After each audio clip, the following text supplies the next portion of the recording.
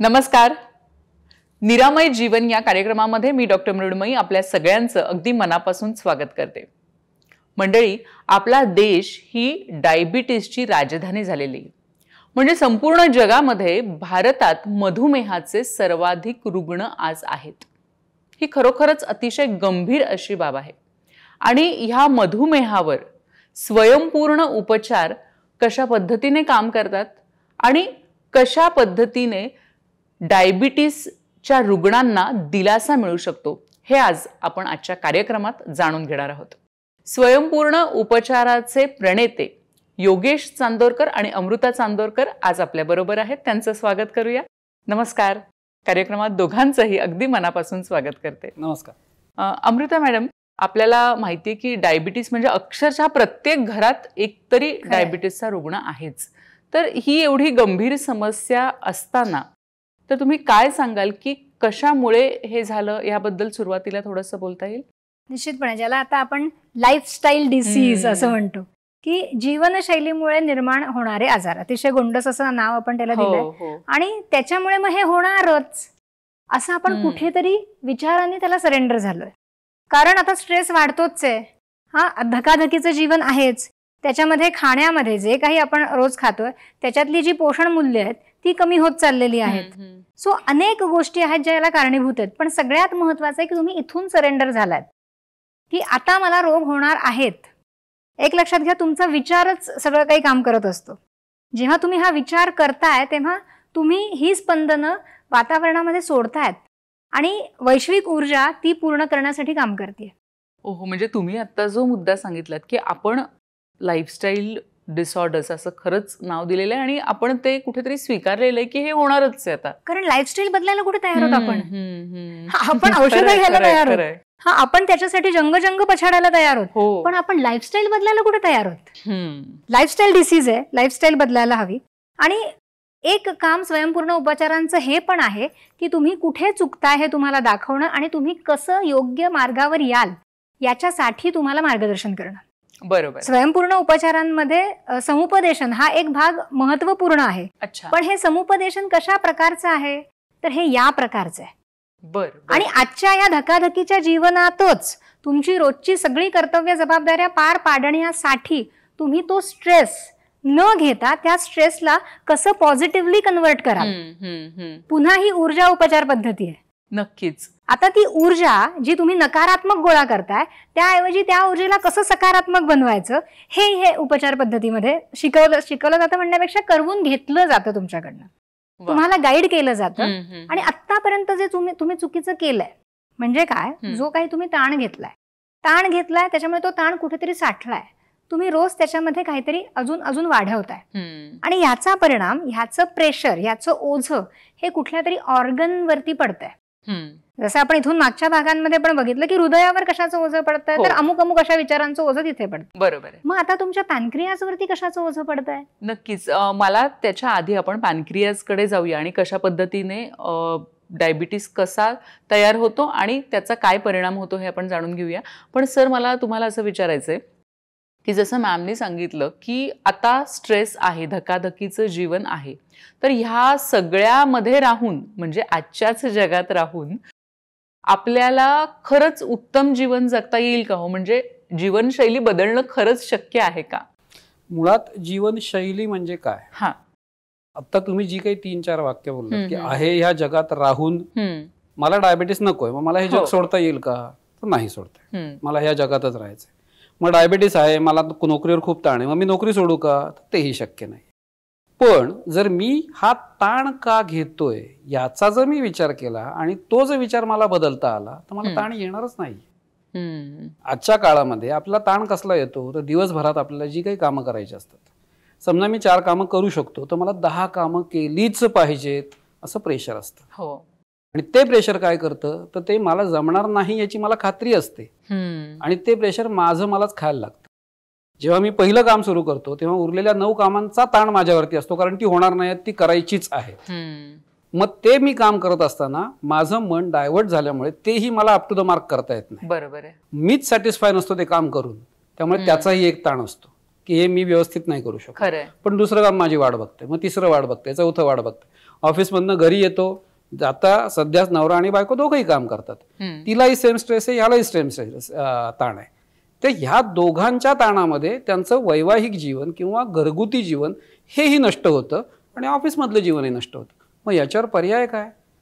तर याच्यावर पर्याय म्हणजे जर तुम्हाला 10 कामं करायची आहेत तर ती 10 कामं एका कागदावर लिहून ठेवा.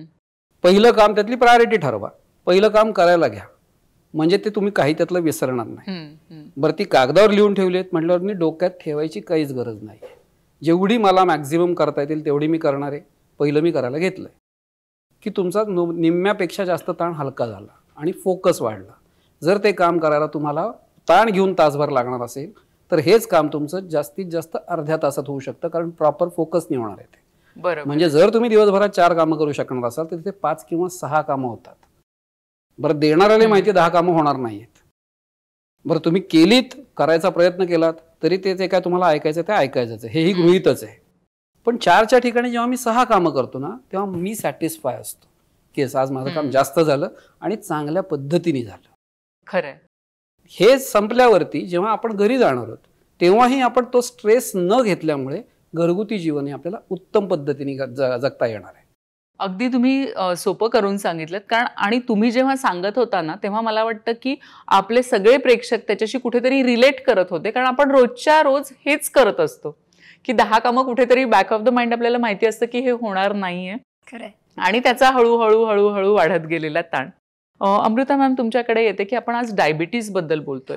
आपण डायबिटीस म्हणजे काय हे आता विज्ञानानेही सांगितलेलं आहे की पॅनक्रियाज स्वादुपिंड हे इन्सुलिन तयार करू शकत नाही किंवा त्या पेशी ग्रहण करत नाहीत आणि मग त्यामुळे आपल्याला औषधं घ्यावी लागतात किंवा इन्सुलिन घ्यावं लागतं. आता हे सगळं इथे असताना स्वयंपूर्ण उपचार पद्धती ह्याबद्दल काय सांगते किंवा काय दृष्टिकोन आहे? आता जसं तुम्ही म्हणालात की एखादं ऑर्गन आपलं स्वादुपिंड योग्य प्रमाणामध्ये इन्सुलिन बनवत नाहीये आणि म्हणून तुम्हाला ते बाहेरनं घ्यावं लागतं औषधांच्या माध्यमातून. आता स्वयंपूर्ण उपचारांचा इथे स्टँड असा आहे की आजार केव्हा निर्माण होतो तर जेव्हा शरीर स्वतःला बरं करू शकत नाहीये तेव्हा आजार निर्माण होतो. जोपर्यंत शरीर स्वतःला रिकव्हर करू शकतं तोपर्यंत तुम्ही निरोगी आहात. आता कुठेतरी कुठल्या तरी ऑर्गनची क्षमता कमी होतीये, याला काहीतरी कारण आहेत. जोपर्यंत त्या कारणांवर काम होणार नाही तोपर्यंत ती क्षमता पुन्हा निर्माण होणार नाही. म्हणून आता मॉडर्न सायन्स जसं म्हणतं की आता हे निर्माण झालं, आता ती क्षमता कमी झाली, मग आता कायम तुम्हाला सपोर्ट हवा, कायम तुम्हाला औषधं घ्यायला हवीत, कारण ते निर्माण नाही करू शकत आहे म्हणून हे आम्ही देतोय. सो आत्ता हे सुरू आहे. आणि स्वयंपूर्ण उपचार काय म्हणते की बरोबर आहे, आत्ता ते करू शकत नाहीये म्हणून सपोर्ट हवाय का, तर निश्चित हवाय, पण काम कशावर व्हायला हवंय तर त्याची क्षमता वाढवण्यावर. ती क्षमता वाढवण्याचं काम ह्या उपचारांमध्ये होतं. आता ती क्षमता कमी होण्याची कारणं, जसं आपण म्हणालो की स्वयंपूर्ण उपचार हे 5 तत्वांवर काम करतात. 5 तत्व संतुलित करणं हा त्याचा उद्देश आहे. ती संतुलित झाली ती क्षमता वाढणार आहे. आता पॅनक्रिया जेव्हा म्हणतो आपण, स्वादुपिंड जेव्हा म्हणतो, इन्सुलिन हे हॉर्मोन आहे जे अनेक गोष्टी करतं. आता कुठलंही हॉर्मोन जेव्हा म्हणतो त्यावेळेला हॉर्मोन आणि आपल्या भावना हे एकमेकांवर आधारित आहे.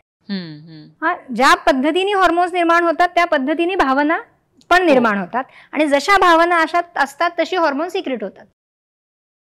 त्यामुळे तुमच्या भावनांना जर आपण कंट्रोल करू शकलो तर हे देखील जागेवर यायला मदत होणार आहे. अच्छा, म्हणजे भावनांना जर आपण नियोजित केलं तर आपले हॉर्मोन्स देखील नियोजित होऊ शकतात निश्चितपणे. अच्छा, इथे ना एक साधं उदाहरण बघू आपण. हो. आता समजा आपण चिंच बघितली तर काय होतं, छान तोंडाला पाणी सुटतं. म्हणजे काय होतं, तिथे कुठचा तरी हार्मोन सिक्रेट व्हायला सुरुवात होते. बरोबर. मी चिंच कधीतरी खाल्ली होती किंवा मी रेग्युलर खात होतो तेव्हा ह्याच पद्धतीने झालं होतं. आता ते फक्त मी बघितलं, अजून खाल्लं नाहीये, तरीही ते बघितल्यामुळे ते हार्मोननी ते त्यांचं काम सुरू केलं. तसंच ज्या वेळेला तुमचा स्ट्रेस वाढत जातोय तेव्हा हे हार्मोन काम करू शकत नाहीयेत आणि त्यामुळे ते सिक्रेट होत नाहीये. इथे भावना आणि सिक्रिशन याच्याबद्दल बोलतोय आपण. बरोबर. चिंच खाण्याचा मला अनुभव आहे, त्याच्यामुळे ते सिक्रेट झालं. म्हणजे ही भावना किंवा हा विचार निर्माण झाला आणि हार्मोन सिक्रेट झाले. हा विचार गडबडला, हार्मोन गडबडले. या सगळ्याची जी पाळंमुळं आहेत ना, ही पुन्हा पुन्हा आम्ही सांगतो की मेजरली तुमच्या विचारांमध्ये आहेत. हा, सगळे आजार, कुठलाही आजार असू दे, तो तुमच्या मनाशीच येऊन जोडला जातो. कारण आपलं प्राचीन शास्त्र हेच सांगतं की कुठलाही आजार हा सायकोसोमॅटिक आहे, तो आधी मनामध्ये निर्माण होतो आणि मग तो शरीराकडे येतो. तो आज शरीरामध्ये उत्पन्न झाला याचा अर्थ तो आज निर्माण झालेला नाही. तुम्ही मनामध्ये आजवर जो गुंता केलाय, त्या गुंत्यामुळे तुमचे फिजिक हे त्रासामध्ये गेलेलं आहे आणि तो गुंता सोडवला तरच ते सुटणार आहे. आणि तो सोडवण्याचं काम म्हणजे स्वयंपूर्ण उपचार आहे.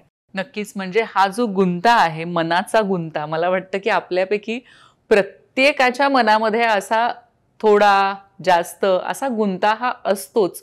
हा मनाचा गुंता कसा सोडवायचा आणि त्यामधून हा गुंता सोडवल्यानंतर आजारांवर मात कशी करायची ह्याविषयी आणखीही जाणून घेणार आहोत कार्यक्रमातून. आता वेळ झाली एका छोट्याशा ब्रेकची.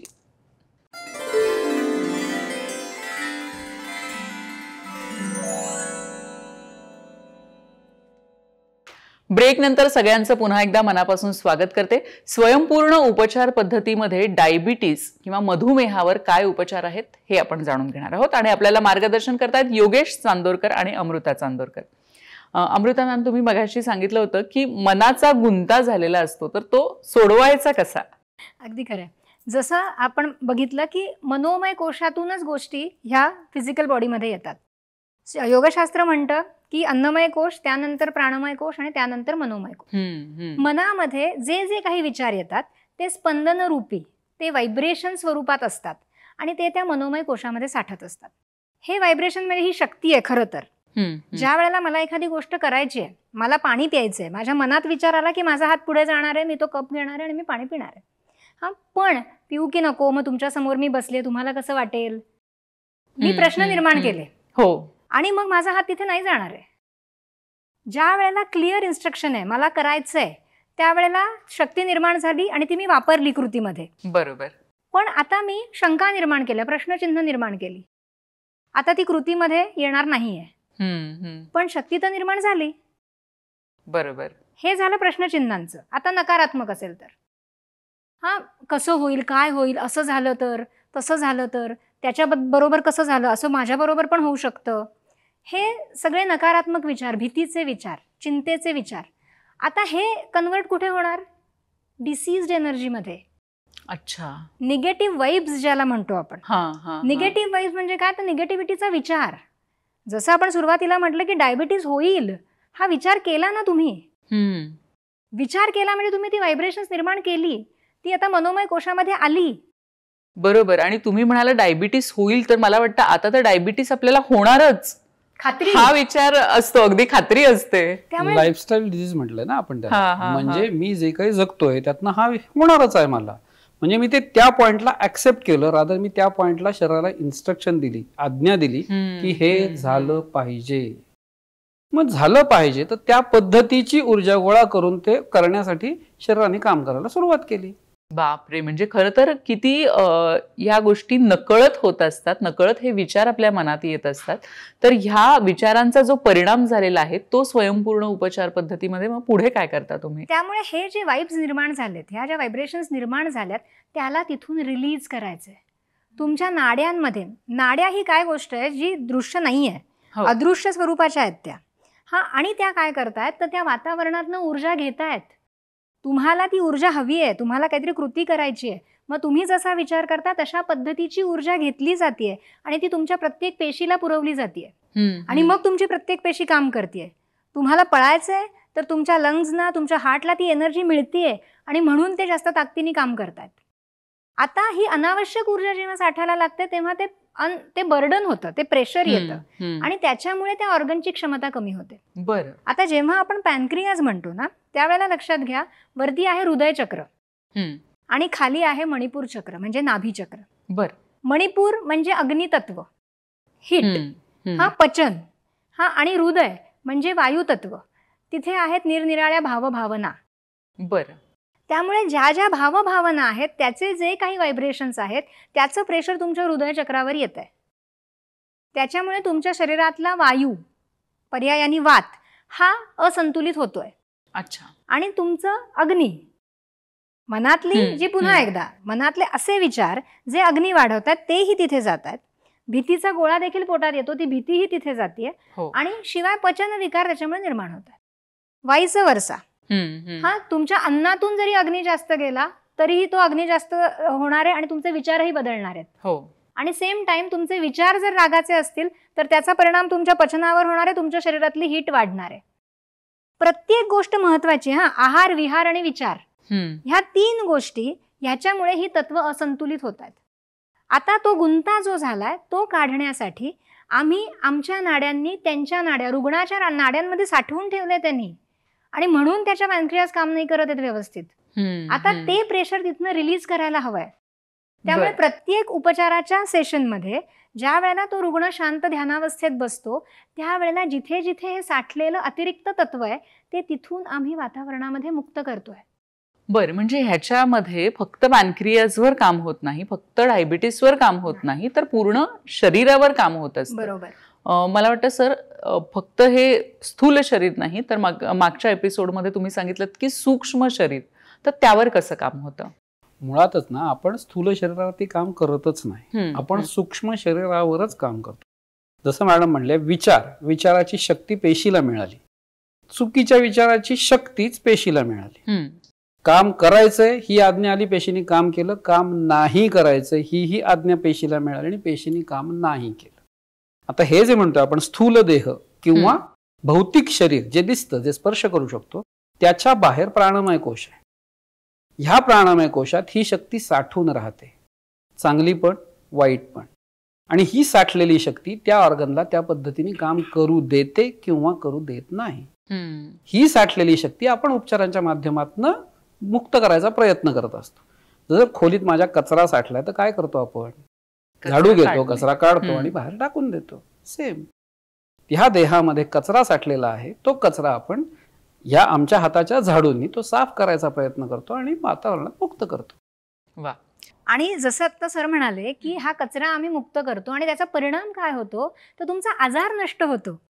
अनेक रुग्ण आहेत जे डायबिटीस मधनं मुक्त झालेले आहेत आणि मला असं वाटतं की प्रेक्षकांना आपण त्यांचे अनुभव दाखवणं गरजेचं आहे की ज्याच्यातून त्यांना कळेल की हा कचरा मुक्त झाला की काय घडू शकतं. नक्कीच नक्कीच. तर एका रुग्णाचा अनुभव आपण बघूया. जरूर. नमस्कार, माझं नाव अनिता आनंद सागावकर, मी अंबरनाथ वरून बोलते. मला 10 वर्षापासून डायबिटीस होता. त्याच्यामुळे मला खाण्यामध्ये हे खायचं नाही, ते खायचं नाही, त्याच्यामुळे काय जेवावं हा सुद्धा प्रश्न पडायचा. चहा प्यायचं नाही, त्याच्यामुळे खूपच असं त्रस्त झाल्यासारखं व्हायचं. त्याच्यामध्ये बीपीचा पण त्रास, बीपी पण हाय व्हायचा. त्याच्यामुळे घरात कोणावर भडकून, कोणावर धरू मारू असं नुसतं मला व्हायचं बीपीच्या याने पण. तर त्याचा पण मला खूप त्रास होत होता. बाहेरची औषधं पण चालू होती, पण त्यांनी काय डायबिटीस कमी होत नव्हता, 350 पर्यंत जात होता. मग टीव्हीवर एकदा मी मुलाखत बघितली चांदोरकर सरांची आणि मॅडमची. त्याच्यामुळे मला त्याच्यात कळलं की यांनी फरक पडेल. तर मी ते बघून सेंटरला गेली. जशी ट्रीटमेंट मी चालू केली, कार्ड घेऊन घरी आले आणि जशी मी ट्रीटमेंट चालू केली तशी तशी मला त्याच्यात फरक जाणवायला लागला. 350 वरून 300 वर आली, 300 वरनं मग 200 वर आली. त्याच्यानंतर आता मी सतत ट्रीटमेंट चालू ठेवल्यामुळे मला आता एकदम नॉर्मल आली 136. त्याच्यामुळे मी आता व्यवस्थित झाले. निरामय म्हणजे एक माझ्या सोबत असलेला डॉक्टर असं वाटतं आणि बिना औषधाचा आणि बिना याचं खूपच बरं वाटलं. धन्यवाद अगदी निरामयचे. मॅडम, आत्ताच आपण हा अनुभव ऐकला सागावकर मॅडमचा, तर त्यांना डायबिटीस, बीपी ह्याच्यावरती खूप चांगला रिझल्ट त्यांना मिळालेला आहे. काय सांगाल ह्याच्याबद्दल? आता जसं त्यांनी सांगितलं, येणारा प्रत्येक रुग्णांना असे अनेक गोष्टी घेऊन आलेल्या असतात. जो आजार तो घेऊन आला ना, तेवढा एकच आजार नाही, त्याच्याबरोबर अनेक आजार असतात, ते देखील या उपचारांनी बरे होत असतात. कारण जसं आपण म्हणालो, आपण ऑर्गनवर काम नाही करत होतो, आजारावर काम नाही करत होतो, तत्वांवर करतोय. आणि तो आजार ही शेवटची स्टेप आहे. त्याच्या आधी अमुक झालं होतं, त्याच्या आधी तमुक झालं होतं आणि त्याच्या आधी तमुक झालं होतं, असं करत करत आपण तिथे पोहोचलोय. त्यामुळे एक एक स्टेप अप होत आपण त्याला बरं करतो. त्यामुळे सुरुवातीला जो स्ट्रेस घेण्याचा स्वभाव होता तो कमी होणं, त्याचे इतर दुष्परिणाम, पचनावरती झालेला परिणाम कमी होणं, मन कायम नकारात्मकतेचा विचार करतं ते कमी होणं, त्याचबरोबर सगळ्याच गोष्टी त्या रिकवर होतात आणि मग तो आजार रिकवर. बरोबर आहे. म्हणजे तो आजार जातो आणि त्याच्या सोबतचे जे सखे सोबती आहेत त्यांना घेऊन तो जातो आणि ही खूप चांगली गोष्ट आहे. सर, तुम्ही काय सांगाल की सेंटर्स कुठे कुठे आहेत निरामय वेलनेसचे? आपली 4 सेंटर आहेत. एक आहे पुण्यामध्ये अप्पा वळवण चौकात, दुसरा आहे पिंपरी चिंचवडला, तिसरा आहे दादरला मुंबईमध्ये आणि चौथं कोल्हापूरमध्ये. बरं. आणि 5वी ब्रँच आहे ती ऑनलाईन. अच्छा. म्हणजे मला वाटतं की ऑनलाईन मध्ये कुठलेही पेशंट्स, म्हणजे भारतभरातलेच नाही तर जगभरातले पेशंट्स देखील हे उपचार घेऊ शकतात. तुम्ही दोघेही आज इथे आलात आणि मधुमेह हा अगदी कळीचा मुद्दा आहे आजच्या जगामध्ये, तर त्याच्यावर तुम्ही छान सविस्तर सांगितलं आणि मनाची देखील उकल केलीत. त्याबद्दल तुम्हा दोघांचेही मी खूप खूप आभार मानते, खूप खूप धन्यवाद देते. मंडळी, आज आपण डायबिटीजबद्दल जाणून घेतलं आणि स्वयंपूर्ण उपचार ह्यावर कशा पद्धतीने काम करतात हे देखील जाणून घेतलं आणि काही रुग्णांचे पण अनुभव देखील ऐकले. खरं तर आणखीही असे अनेक विषय आहेत, अनेक व्याधी आहेत ज्याच्याबद्दल ऐकायला तुम्हाला नक्कीच आवडेल. तर जोडले रहा आमच्याशी आणि पाहत रहा निरामय जीवन. साध्या आजारांपासून ते मोठ्या आजारांपर्यंत घरी राहून फक्त व्हॉट्सअप किंवा ईमेलने माहिती पाठवून लागोलाग सुरू करता येणारे उपचार म्हणजे विनास्पर्श विनाऔषध केले जाणारे स्वयंपूर्ण उपचार. आजच संपर्क साधा.